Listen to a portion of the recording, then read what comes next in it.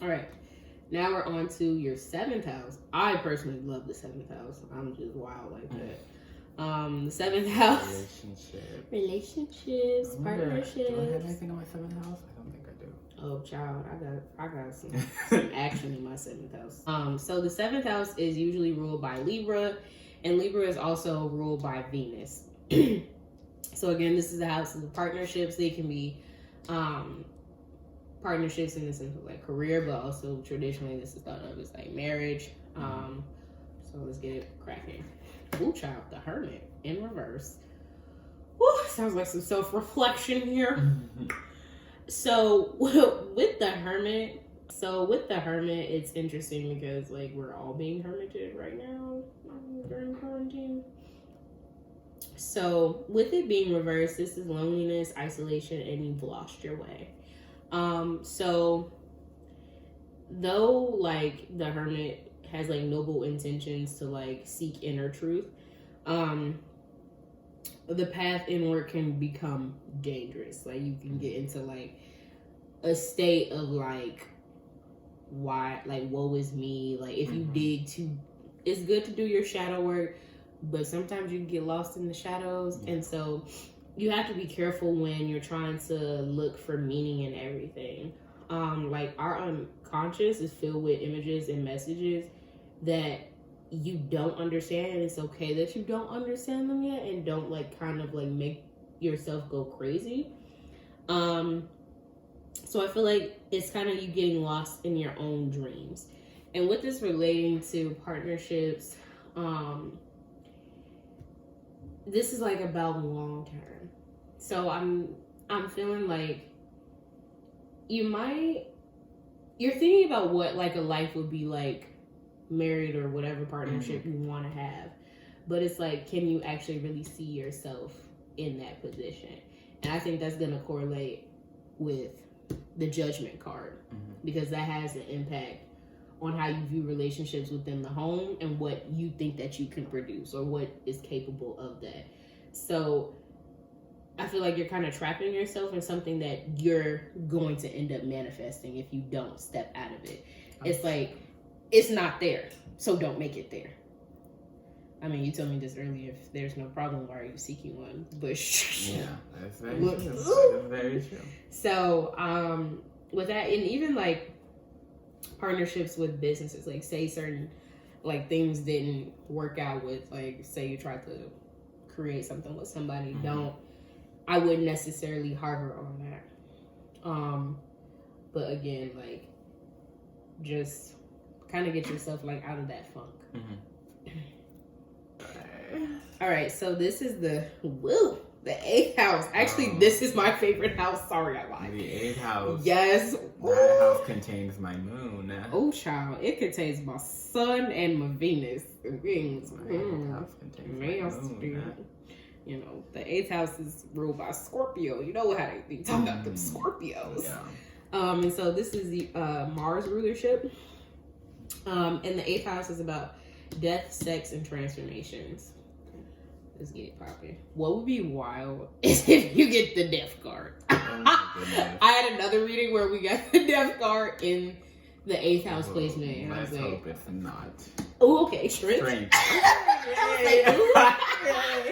No, but that would be, I mean, it matches, you know? I hope I don't have the death card in my 12th house, because that house has my Pluto. Oh, child. Yeah. And so, the strength card is associated with bravery, inner strength, focus, and compassion. And so, it's funny because the 8th house is also about the occult. Okay, some mysticism going on. And so, I feel like with that, it's... strength is about radiating like self-confidence and assurance. And so like with the lion and like the woman behind said lion, it's like it's being supported. So with the 8th house, you can also think about rebirth in a sense. Like you've kind of come into your own. Like I'm feeling that's relating with the magic and then the Chariot. Like, you know, also even your first house, like it's like this one too, the Lovers. Like it's a sync, it's in sync. These just two are, they out here, and well, that's outside forces, so you don't worry about that. But it's showing like you have the you've like done your work to basically get you to the point that where you're at right now. And like your persistence has shown like you can transform, you can manifest what you want. With this strength relating to sex, I'll let you interpret that the way you want to. Hey, okay. You're nasty. Right, moving on. And also this is about money, like inheritance. Okay. So okay. Yeah, okay. Your fingers, they itching for the paper. But like directly again, like relating this to the new moon, I guess like continue to do what you're doing. Like you're not afraid of change and transformation. Like you have it within yourself to accept like what no longer works for you and like what you're seeking. And so I think that's a really good like placement for that there. All right, this ninth house, usually ruled by Sagittarius, and it's Jupiter rulership. So here we go. Ooh, the star. I love the star card. The star is usually like associated with Aquarius, and with the star, it's like she's the water bearer, but she's you see how big the star is. Like it's almost like the sky's the limit, but even that's limiting because you have the universe. So with the star, it's all about thinking like outside of the box, and just being able to like trust like what's in the heavens and the stars for you, and they'll guide you. So you have the ability to definitely to tap into that. It's about hope and faith and rejuvenation. It's a symbol of hope and despair. Like I was saying, like star guides us when we're at our darkest point. So knowing that you have that there, Sagittarius is about travel, philosophy, and learning. So it's like, at least what I'm getting, like the energy that I'm getting from this is like, this is a trying time. Okay. Oh yeah. It's real ghetto out here. Ghetto. Okay. Like not even cute ghetto. This ain't ghetto fabulous. This is disrespectful. And so with that, it's like there's I guess no like prep that could have prepped you for this. That could have prepped. And so the star is like basically saying like you got this. Just keep the hope, keep your faith, doing what you're doing, and you can like you'll come out of this. Like you'll be okay. You got this. Okay. So yeah, this is some dark trying times. But definitely like it ain't finna kill me. Nope. Ain't no what the who? What? We ain't even saying her name. We don't know her. I don't know her name. I don't know her. I don't know what she looks like. Sorry to that. That entity, to that virus. Conjure. I don't know. I don't know who, when, where, what. Why. It's. Bye. Okay. So we're going to the 10th house, and 10th house is associated with your public image, career, legacy, achievements, and it's in Capricorn. It's ruled by Saturn. Yo, Saturn is a tricky. Saturn is the bully of the planets. It's really it's gonna try you. Saturn is so mean, but it's gonna teach you. It's like I'm gonna let you fall for a little bit, but I'm gonna catch you. Yeah, Saturn is just. Saturn is a woo child. The devil. The devil god. Oh my gosh. Oh, child, here we go. Don't freak out. The devil isn't that bad. The devil is thinking about excess materialism and playfulness. So, you know, the devil is a playful creature. You know, they be dancing in and out of the shadows. So the thing is with the devil, it's like not being distracted by the earthly pleasures. So like greed, money. Like what is your career, and are you doing it for the right reasons? And that's something that you have to like be cognizant of, because if you're looking directly for something because of money, it's going to distract you from what your actual life purpose is. If you align with your life purpose and you put like your manifestation to create wealth from it, it'll happen. But if you just going in like, oh, I'm about to make this quick buck, it's a wrap, it's not going to feed your soul.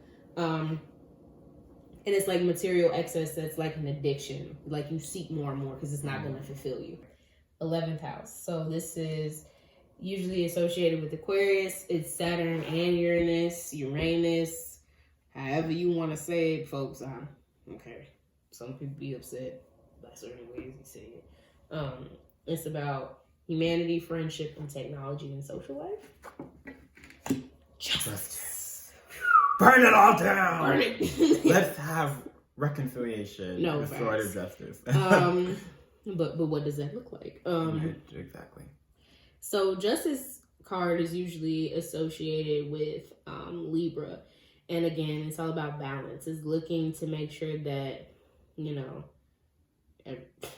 everything's checked. But with the Justice card, it's cause and effect, clarity, and truth. So really about karmic law. So in regards to it being like the house of friendships, it's really like looking at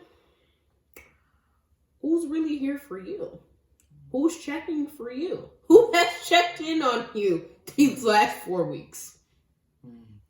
And actually like invested time in you, not like the quick, hey, how you doing? Like who's actually called you, had a conversation, like type thing. And that's what I would kind of like focus on too. Deeply that. And social life, we really don't like, I guess, have one, Yeah. So it's all about thinking about who your day ones are. And your day ones actually might have like started in Corona. If you like, because they're the ones that's like, all right, I need to make sure I check up on this person. So basically like check it. Who's really been there for you? Or even check yourself. Who have you, if you consider to be yourself a good friend of someone, who have you really been there for it? Exactly. So it's definitely checking to see if like both sides are there, if both sides are contributing. And I'll even extend that kind of to family, because family is like usually your first friend, or your first teacher. So even think about that. All right. So speaking of like astral projecting and mysticism, the 12th house is ruled by Pisces. Where my Pluto is. Whoa. So it has Pluto, a dark planet. Okay. So Pisces, rulership is usually the Jupiter and Neptune. So this house is all about the inner self, collective unconsciousness, and like mystical life. So spirituality. This is some shadow I work. don't have the death card. No.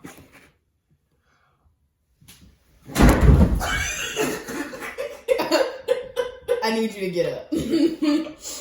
I need you to get up. We were talking about. Oh my god. Child, he sure did. Bang. If you believe it.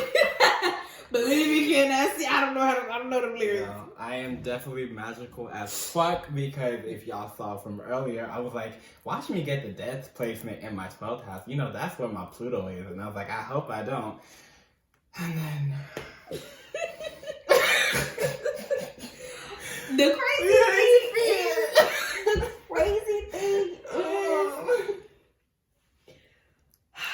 is, at least it's upright. Okay. It's funny because like the 12th house is like you're in your 12th house perfection year. You're 23. So it's about cycles, and that's like karmic debt. So the death card is the end of a cycle. It's beginnings, it's changing, it's metamorphosis. So it's not like I'm about to die, So death is feared because it indicates an end. And it's done. So it's going from one world to the next. And the fact that is in the house of the mystical, we talking realms, okay? We getting spicy.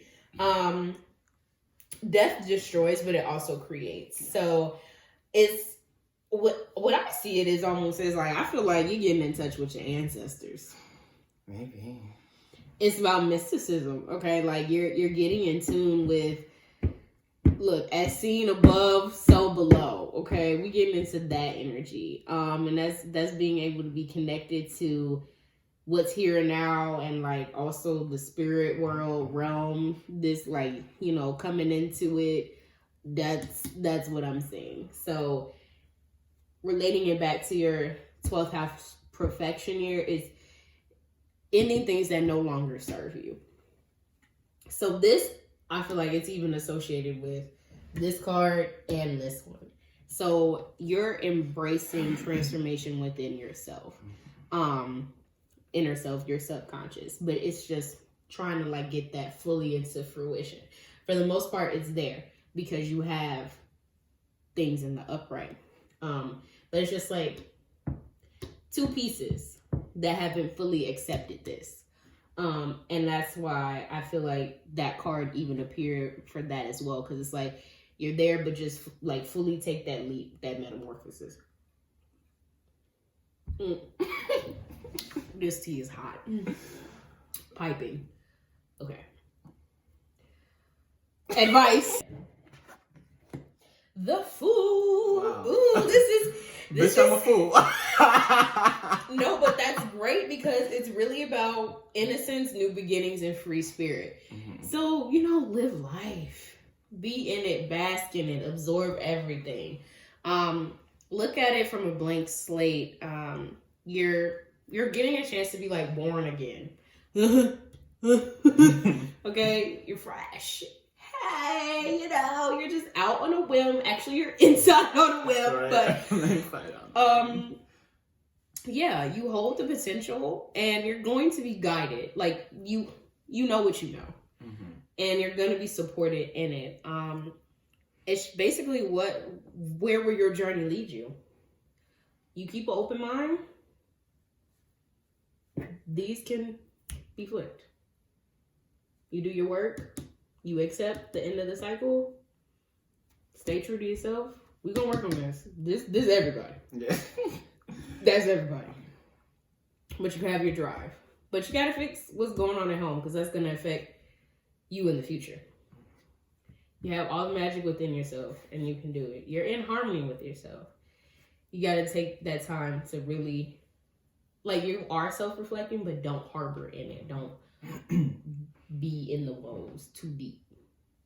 But you got the strength to pull you out, okay? And that's the 8th house. I don't know what you're doing over there. The universe is the limits, okay? You're being supported by the universe. You got this. Don't be graded. Do something that serves you. Analyze your relationships, your friendships. Who's really there? Who you can really call a friend. And accept the change. You got it, fool. All right, I'm done. I'm tired. All right. This was a wrap. Scene.